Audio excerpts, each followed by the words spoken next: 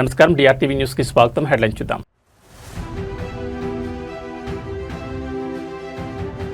నంద్యాలలో ఏపీ ప్రభుత్వం మెగా సంక్షేమ యజ్ఞం 4 కోట్ల విలువైన అధునాతన పరికరాల పంపిణీ, వేల మందికి పైగా దివ్యాంగులు వృద్ధులకు ఉచిత ఉపకరణాలు.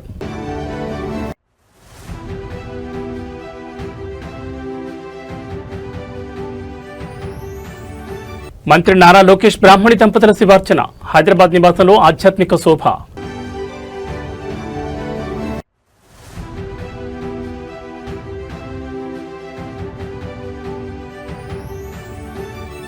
వరంగల్ వెళ్లనున్న జనసేనాని పవన్ కళ్యాణ్, మృత్యుతో పోరాడుతున్న చిన్నారి నిరంజన్ పరామర్శ.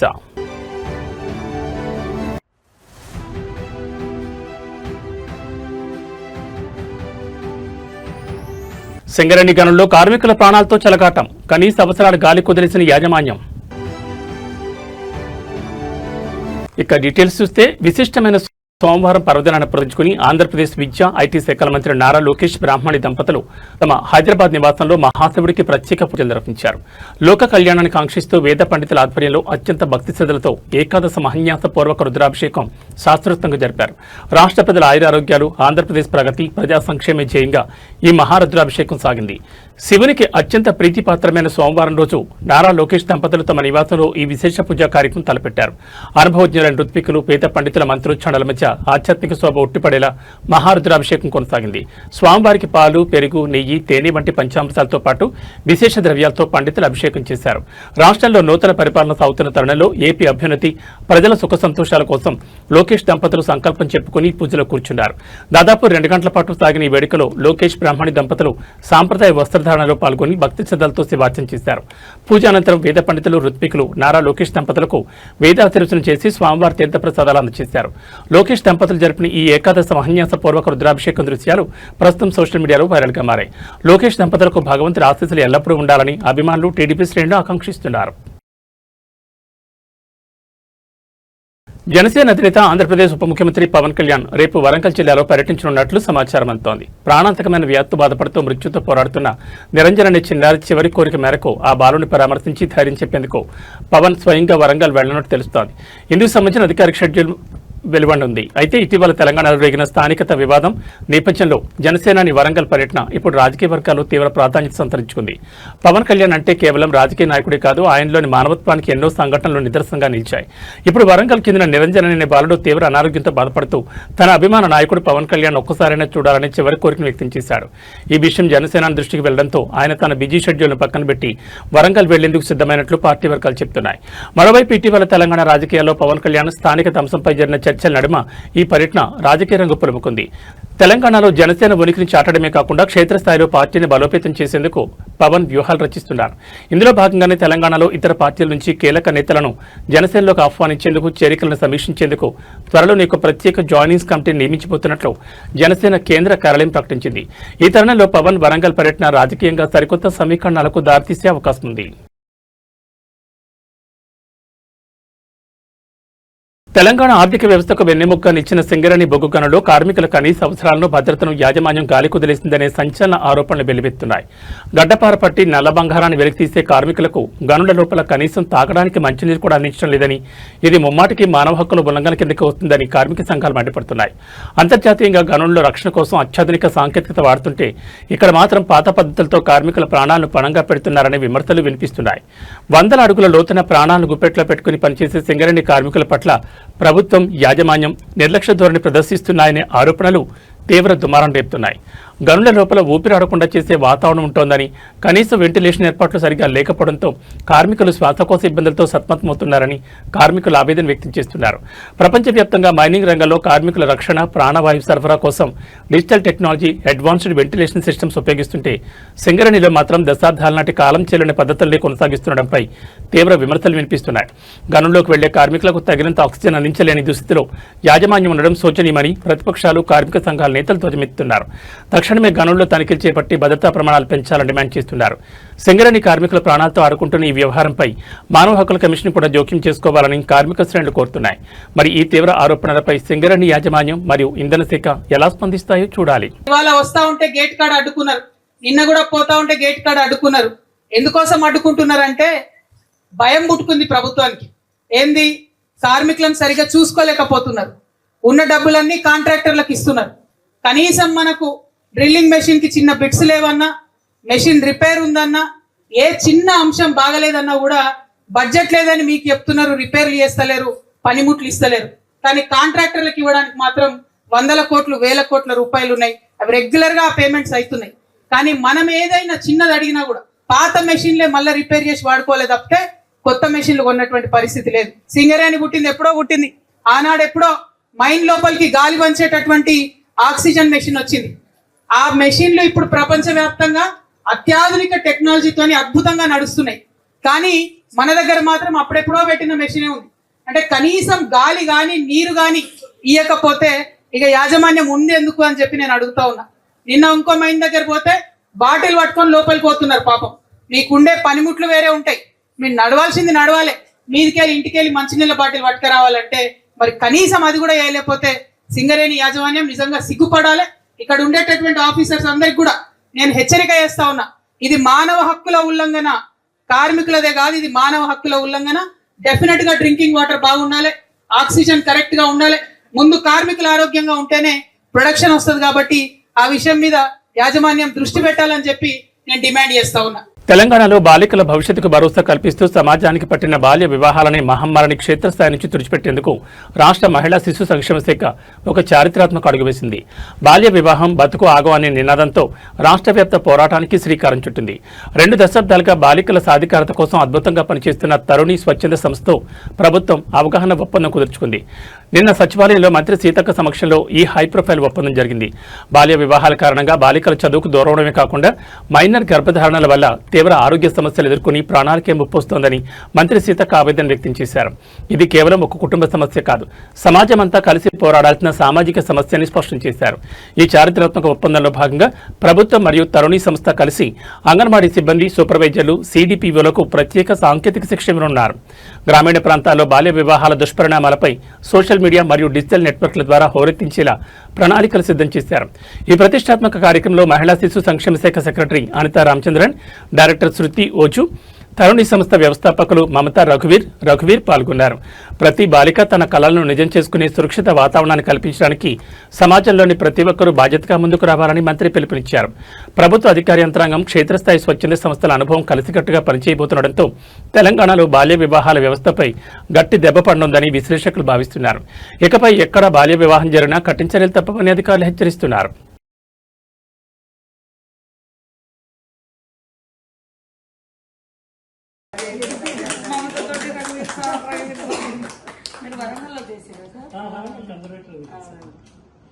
అది 2000 సంవత్సరంలో 2 ఏళ్ళే చేశారు. తర్వాత నుంచి ఇంకా నేను అక్కడే పనిచేస్తాను కాబట్టి మేడం మిస్ అయ్యింది. భారత ఆర్థిక వ్యవస్థ వృద్ధి పథంలో దూసుకెళ్తున్నప్పటికీ అంతర్జాతీయ పరిణామాలు, దేశీయ వాతావరణ మార్పుల రూపంలో సరికొత్త సవాళ్లు ఎదురవుతున్నాయి. కేంద్ర ఆర్థిక మంత్రి నిర్మలా సీతారామన్ స్పష్టం చేశారు.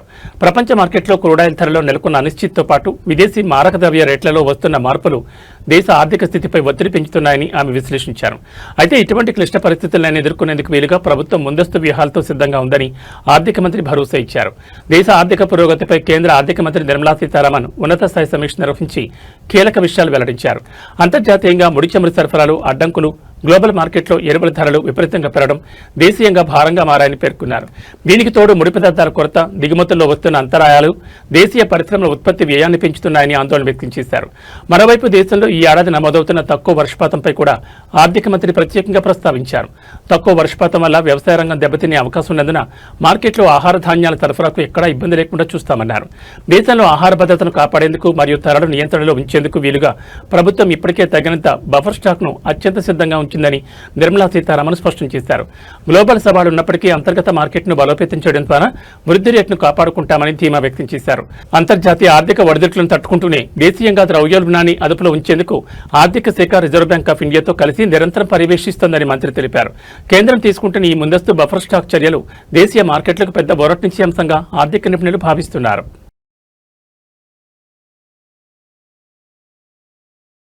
సమాజంలో వెనుకబడిన వర్గాలకు ముఖ్యంగా దివ్యాంగులు మరియు వృద్ధులకు భరోసా కల్పిస్తూ ఆంధ్రప్రదేశ్ ప్రభుత్వం మరో అద్భుతమైన కార్యక్రమానికి శ్రీకారం చుట్టింది.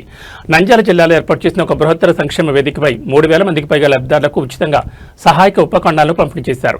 దాదాపు 4 కోట్ల రూపాయల విలువైన అధునాతన పరికరాలను అందజేసి వారిలో ఆత్మవిశ్వాసాన్ని నింపారు.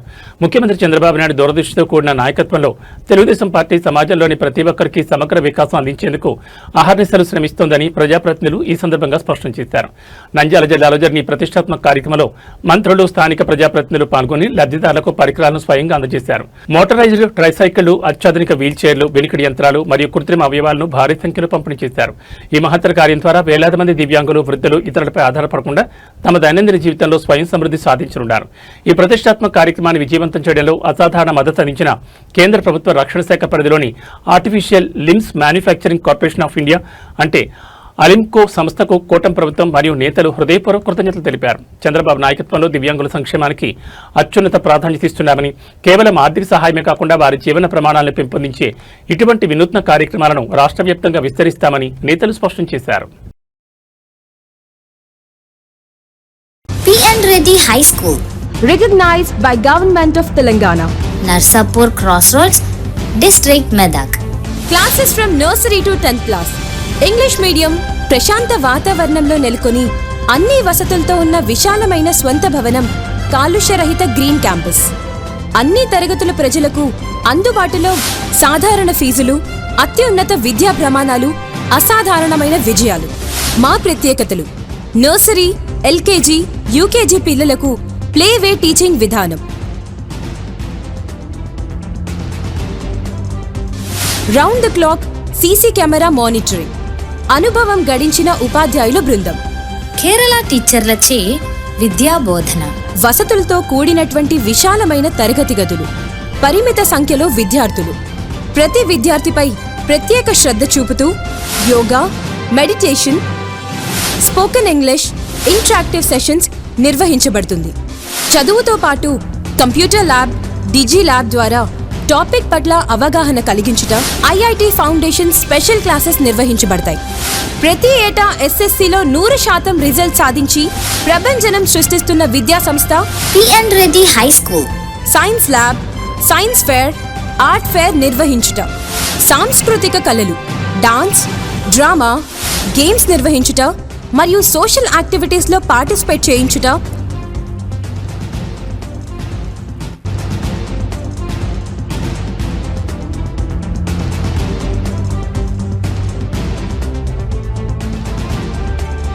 మరియు ఆరోగ్యరీత్యా మినరల్ వాటర్ ప్లాంట్ సదుపాయం, నైపుణ్యం కలిగిన డ్రైవర్స్లచే దూర ప్రాంతం విద్యార్థులకు ట్రాన్స్పోర్ట్ సదుపాయం. అన్ని వసతులు కలిగిన విద్యా సంస్థను దర్శిద్దాం. మన పిల్లల బంగారు భవిష్యత్తుకు చక్కటి పునాది వేద్దాం. అడ్మిషన్లు ప్రారంభమైనవి. ఇతర వివరాలకు సంప్రదించండి.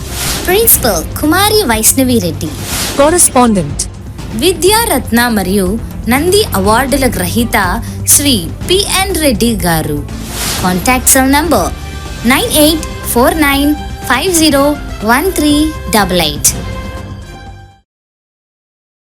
నర్సాపూర్ మరియు తూప్రాన్ పరిసర ప్రాంత విద్యార్థులకు మరియు తల్లిదండ్రులకు శుభవార్త. హైదరాబాద్ కార్పొరేట్ కళాశాలలో సుదీర్ఘ బోధనానుభవం గల ఫ్యాకల్టీచే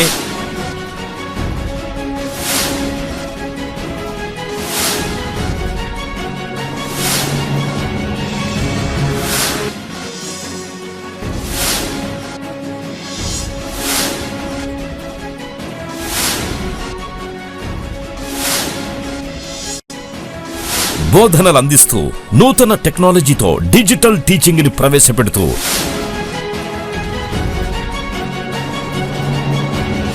అన్ని విభాగాల్లో ఇంటిగ్రేటెడ్ కోర్సులతో నర్సాపూర్ మరియు తూప్రాన్లలో స్థాపించబడ్డ స్కాలర్ ఐఐటి జూనియర్ కళాశాల.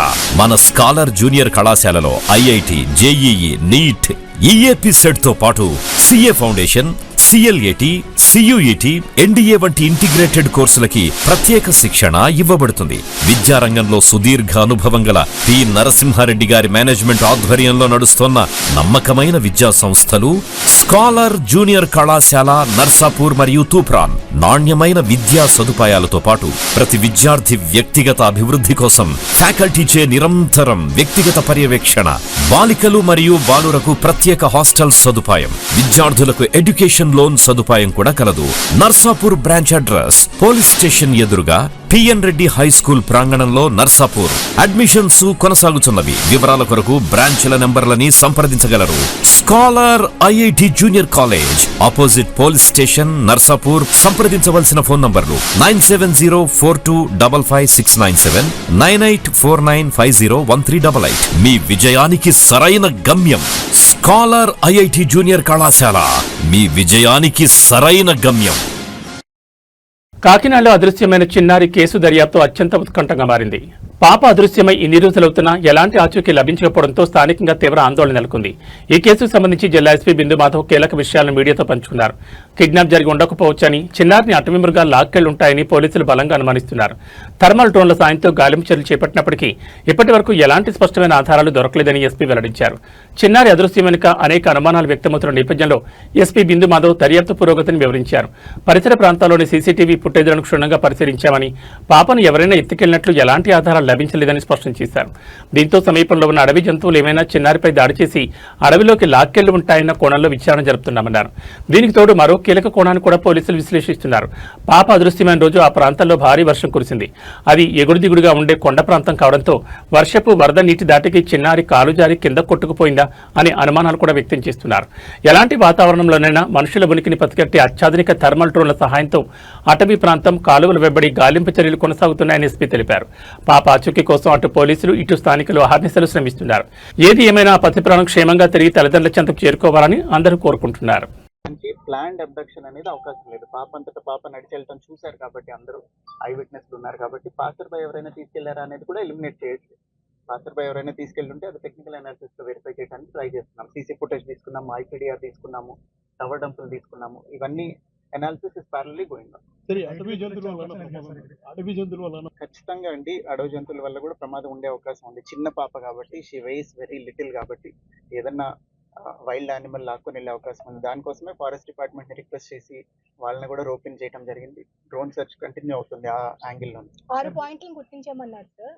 2 days నుంచి we are doing so far all efforts are leading to dead end only. ఇంతవరకు ఏ క్లూ దొరకలేదు. టెక్నికల్ అనాలిసిస్ లోనూ ఇప్పటిదాకా సస్పిషియస్ యాంగిల్ రాలేదు. అట్లనే ఈ యానిమల్ ఏదైనా తీసుకెళ్ళి ఉండటం మీద కూడా ఇంకా క్లూ రాలేదు. That it self says that కొంచెం యానిమల్ అయి ఉంటేనే ఇట్లాంటి ఎరాటిక్ బిహేవియర్ ఉంటుంది. మనం ఖచ్చితంగా చెప్పలేని బిహేవియర్ ఉండేది. అక్కడ సడన్ గా ఏదో జరిగి ఉంటే తప్ప ఈ ఇన్సిడెంట్ అంతా కూడా జరిగి, ఇప్పుడు నేను వాళ్ళ తల్లిగారితో కూడా మాట్లాడాను, నాకు ఐడియా ఉంది. ఆవిడ కూడా ఏం చెప్తున్నారు, భవానీ గారు అట్లానే గణేష్ గారు ఇద్దరు ఏం చెప్తున్నారు అంటే 30 minutes డ్యూరేషన్ లో జరిగిపోయింది. So it cannot be planned or orchestrated. So ఏదన్నా యానిమల్ తీసుకొని వెళ్ళాలి, లేదా పాసర్ బై ఏదైనా చేసి ఉండాలి. ఆ రోజున బాగా వర్షం కూడా పడింది. ఈ టెరైన్ లో వర్షం పడితే కొంచెం గ్రావెల్ రోల్ అయ్యి ఉండొచ్చు, ఏదైనా జరిగి ఉండొచ్చు. సో అన్ని యాంగిల్స్ లోనూ దర్యాప్తు కంటిన్యూ చేస్తున్నాం. ఇప్పుడు ఇక్కడ ఎంతమంది ఉన్నారో వీళ్ళందరూ మీకు ముందు నుంచి కనిపిస్తున్నారు.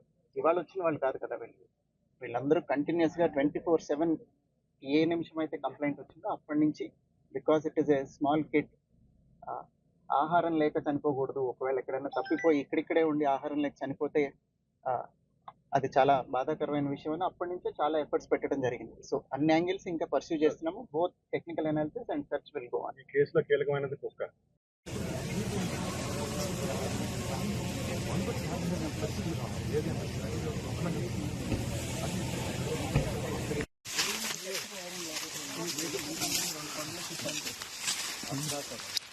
ఇక్కడ పాప సారీ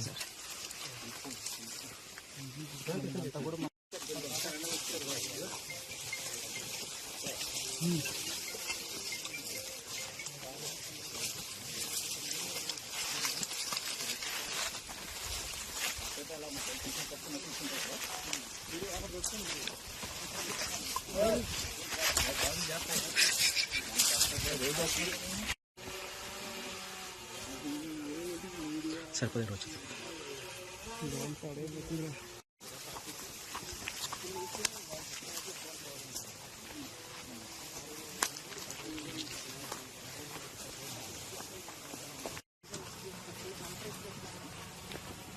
హైదరాబాద్ మణికొండ పరిధిలో అర్ధరాత్రి వేళ జరిగిన కొన్ని వింత పూజలు తీవ్ర వివాదానికి ఘర్షణకు దారితీశాయి. మణికొండ శివాజీ నగర్లో అమావాస్య రోజున ఒక ఇల్లే వేదికగా జరిగిన ప్రత్యేక పూజలపై చుట్టుపక్కల వారు తీవ్ర అభ్యంతరం వ్యక్తం చేశారు. ఇంటి ముందు నిమ్మకాయలు, కుంకుమ, పసుపు చల్లి భయానక వాతావరణం సృష్టించారని స్థానికులు ఆరోపించారు. ఈ క్రమంలో సదరు కుటుంబాన్ని ప్రశ్నించినందుకు రెండు వర్గాల మధ్య పెద్ద ఎత్తున వాగ్వాదం చోటు చేసుకుంది. అది కాస్త భౌతిక దాడికి దారితీయడంతో ఓ మహిళ ఎదురింటి వారి కళ్లలో కారం చల్లింది. మణికొండ శివాజీ నగర్లోని ఓ ఇంట్లో అమావాస్య రోజున అర్ధరాత్రి వేళ ప్రత్యేక పూజలు నిర్వహించారు. అయితే ఆ ఇంటి ముఖద్వారం వద్ద నడి రోడ్డుపై నిమ్మకాయలు, పసుపు, కుంకుమ చల్లడంతో స్థానికులు అది క్షుద్ర పూజలను భావించి తీవ్ర భయాందోళనకు గురయ్యారు. దీనిపై చుట్టుపక్కల వారు సదరు కుటుంబాన్ని నిలదీగా ఇరు వర్గాల మధ్య మాటా పెరిగి పెద్ద ఘర్షణగా మారింది. ఈ క్రమంలో తీవ్ర ఆగ్రహానికి గురైన పూజలు చేసిన కుటుంబానికి చెందిన ఒక మహిళ అమాంతం ఎదురింటి వారి కళ్లలో కారం చల్లినట్లు ఆరోపణలు వచ్చాయి. దీంతో స్థానికంగా తీవ్ర ఉద్రిక్తత నెలకొంది.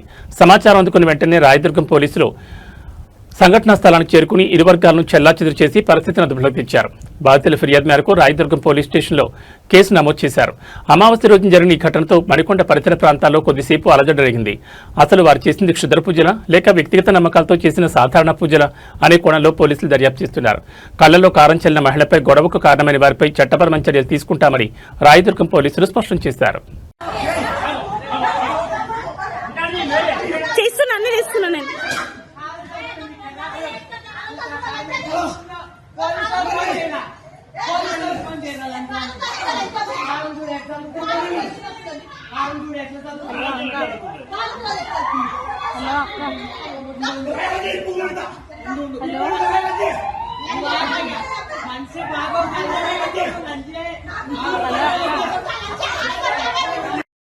విద్యార్థుల ఉజ్వల భవిష్యత్తు మరియు ఆరోగ్యం విజయంగా రాష్ట్ర వ్యాప్తంగా సరికొత్త పథకానికి శ్రీకారం చుట్టింది ప్రభుత్వం.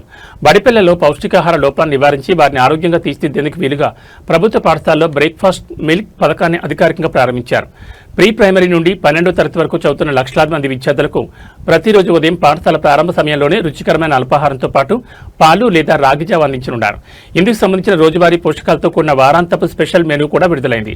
విద్యార్థుల ఆరోగ్యంపై ప్రత్యేక దృష్టి పెట్టిన విద్యాశాఖ వారం రోజులకు సరిపడేలా ఒక అద్భుతమైన రుచికరమైన మెనూను సిద్ధం చేసింది. ఇకపై ప్రతి సోమవారం విద్యార్థులకు దోశ, చట్నీ లేదా చపాతీ కూరతో పాటు చిక్కటి పాలు అందిస్తారు.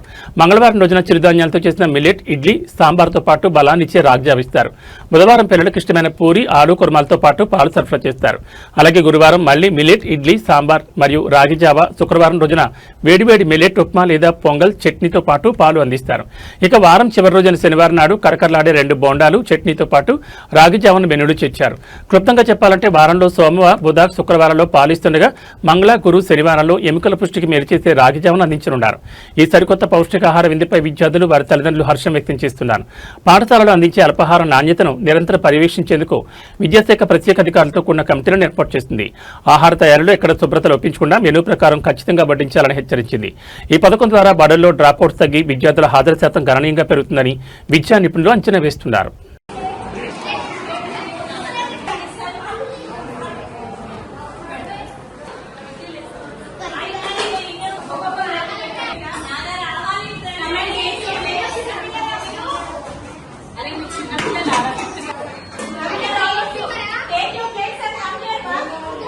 అయోధ్య రామ మందిరానికి భక్తులు సమర్పించిన కోట్ల రూపాయల విరాళాల నిధులు దారి మళ్లాయనే ఆరోపణలు ఇప్పుడు రాజకీయంగా, సామాజికంగా తీవ్ర దుమారం రేపుతున్నాయి. విరాళాల లెక్కింపు సిబ్బంది అక్రమాలకు పాల్పడ్డారంటూ స్థానిక బీజేపీ నేతలతో పాటు ప్రతిపక్షాలు పెద్ద ఎత్తున విమర్శలు గుప్పిస్తున్నాయి. ఈ వ్యవహారంపై బీజేపీ మాజీ ఎంపీ బ్రిజ్భూషణ్ శరణ్ సింగ్ చేసిన వ్యాఖ్యలు మరింత ఆజ్యం పోశాయి. ఈ నేపథ్యంలో శ్రీరామ జన్మభూమి తీర్థక్షేత్ర ట్రస్ట్ అభ్యర్థన మేరకు ఉత్తరప్రదేశ్ ముఖ్యమంత్రి యోగి ఆదిత్యనాథ్ ఉన్నత స్థాయి త్రిసభ్య ప్రత్యేక దర్యాప్తు బృందాన్ని ఏర్పాటు చేశారు. అయోధ్య రామ మందిర కానుకల పెట్టెల్లోని నిధులు దుర్వినియోగమయ్యాయనే అంశంపై లక్నో డివిజనల్ కమిషనర్ విజయ్ విశ్వాస్ పంత్ నేతృత్వంలోని సిట్ బృందం నిన్ననే అయోధ్యకు చేరుకుని దర్యాప్తును తీవ్రతరం చేసింది. మందిరంలోని సీసీటీవీ విజువల్స్ తో పాటు గత కొన్ని సంవత్సరాల ఆర్థిక రికార్డులను అధికారులు పరిశీలిస్తున్నారు. ఇప్పటికే దాదాపు 42 మంది సిబ్బందిని, బ్యాంకు ఉద్యోగులను అధికారులు సుదీర్ఘంగా విచారించారు. మరోవైపు ఈ కుంభకోణం వెనుక బడా నేతలున్నారని బీజేపీ మాజీ ఎంపీ బ్రిజ్భూషణ్ శరణ్ సింగ్ ఆరోపించారు. నిధులు ఎలా దారి మళ్లాయో నాకు తెలుసు, కానీ ఇప్పుడు నిజం చెప్తే నేను ఇబ్బందుల్లో పడతాను, ఎందుకంటే అవతలి వాడు చాలా శక్తివంతమైన వారు అంటూ ఆయన చేసిన వ్యాఖ్యలు కలకలం రేపుతున్నాయి. కాగా మందిరంలో విరాళాలు లెక్కించే ఒక సాధారణ ఉద్యోగి నివాసంలో పోలీసులు జరిపిన సోదాల్లో దాదాపు 12 లక్షల నగదు లభ్యమైంది. నెలకు కేవలం 20,000 లోపు జీతం తీసుకునే సదరు సిబ్బంది ఈ మధ్య కాలంలోనే ₹1,50,00,000 విలువైన భూమిని కొనుగోలు చేయడం, లెక్కింపునకు ముందు తర్వాత వారి ఆర్థిక పరిస్థితి పూర్తిగా మారిపోవడంతో ఈ నిధుల చోరీ నిజమేనని స్థానికులు బలంగా నమ్ముతున్నారు.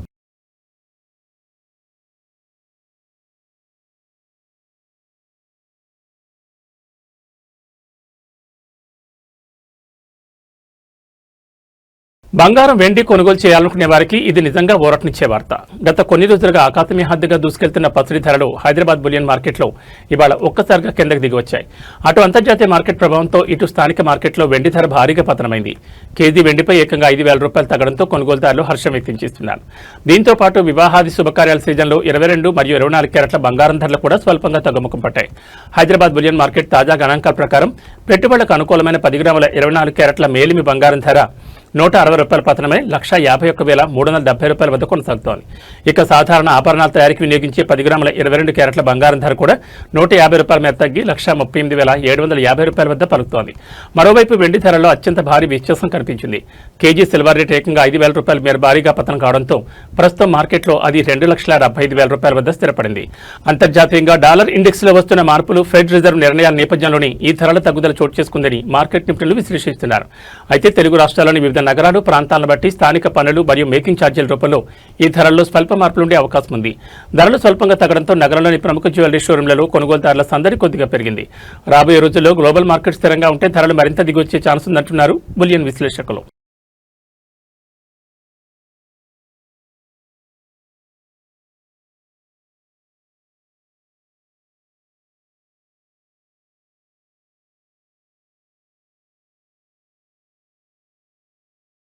ఇక వాతావరణ విషయానికి వస్తే తెలంగాణ ప్రజలకు వాతావరణ శాఖ డబుల్ అలర్ట్ జారీ చేసింది. రాష్ట్రంలో ఇవాళ వాతావరణం విచిత్రమైన వరకు తీసుకున్నది. పగటిపూట భానుడు తన ప్రతాపం చూపించనుండగా రాత్రి వేళలో వరుణుడు చల్లబరచనున్నాడు. రాష్ట్రంలోని పలు జిల్లాల్లో ఇవాళ ఎండలు దంచుకొడతాయని, ముఖ్యంగా ఉత్తర, తూర్పు తెలంగాణ ప్రాంతాల్లో ఉష్ణోగ్రతలు 42 డిగ్రీల వరకు నమోదయ్యే ప్రమాదం ఉందని వాతావరణ శాఖ నిపుణులు హెచ్చరిస్తున్నారు. అయితే ఇదే సమయంలో సాయంత్రం లేదా రాత్రి వేళలో రాష్ట్రంలోని పలు ప్రాంతాల్లో ఉరుములు, మెరుపులతో కూడిన వర్షాలు కురిసే అవకాశం ఉందని అంచనా వేశారు. వాతావరణ నిపుణుల అంచనా ప్రకారం ఇవాళ పగటిపూట ఎండ తీవ్రత చాలా ఎక్కువగా ఉండబోతోంది. ముఖ్యంగా నార్త్ మరియు ఈస్ట్ తెలంగాణ జిల్లాలో ఎండలు తీవ్ర రూపం దాల్చనున్నాయి. ఇక్కడ పాదరసం 40 నుంచి 42 డిగ్రీల సెల్సియస్ వరకు వెళ్లే ఆస్కారం ఉంది. అటు రాజధాని హైదరాబాద్లో సైతం ఉదయం నుంచే ఎండ తీవ్రత మొదలైంది. ఇవాళ నగరంలో గరిష్టంగా 38 డిగ్రీల వరకు ఉష్ణోగ్రత నమోదయ్యే ఛాన్స్ ఉంది. ప్రజలు మధ్యాహ్నం వేళలో అత్యవసరమైతే తప్ప బయటకు రాకూడదని వైద్యాధికారులు సూచిస్తున్నారు. అయితే ఈ తీవ్రమైన వేడి కారణంగా స్థానికంగా ఏర్పడే ఉపరితల ఆవర్తనం వల్ల సాయంత్రానికి వాతావరణం చల్లబడింది. ఉత్తర, పశ్చిమ, తూర్పు తెలంగాణలోని పలు ప్రాంతాల్లో సాయంత్రం లేదా రాత్రి కొద్దిసేపు వర్షాలు పడతాయని నిపుణులు చెబుతున్నారు. హైదరాబాద్ నగరంలో కూడా సాయంత్రం వేళ 1-2 చోట్ల మబ్బులు పట్టి వర్షాలు పడే ఆస్కారం స్పష్టంగా కనిపిస్తోంది. పగటి ఉక్కపోత నుండి రాత్రికి ఉపశమనం లభించే అవకాశం ఉందని స్పష్టమవుతోంది. పగలు ఎండ, రాత్రి వాన ఈ తరహా వాతావరణ మార్పుల వల్ల సీజనల్ వ్యాధులు ప్రబలే ప్రమాదం ఉందని, ప్రజలు ముఖ్యంగా పిల్లలు, వృద్ధులు జాగ్రత్తగా ఉండాలని వైద్యులు హెచ్చరిస్తున్నారు. ఇక హైదరాబాద్లో సాయంత్రం వేళ వర్షం పడితే వాహనదారులు ట్రాఫిక్ చిక్కులను దృష్టిలో ఉంచుకుని ప్రయాణాలు ప్లాన్ చేసుకోవడం మంచిది. ఇవి బులెటిన్ విశేషాలు. మరో బులెటిన్లో మళ్ళీ కలుసుకుందాం. నమస్కారం.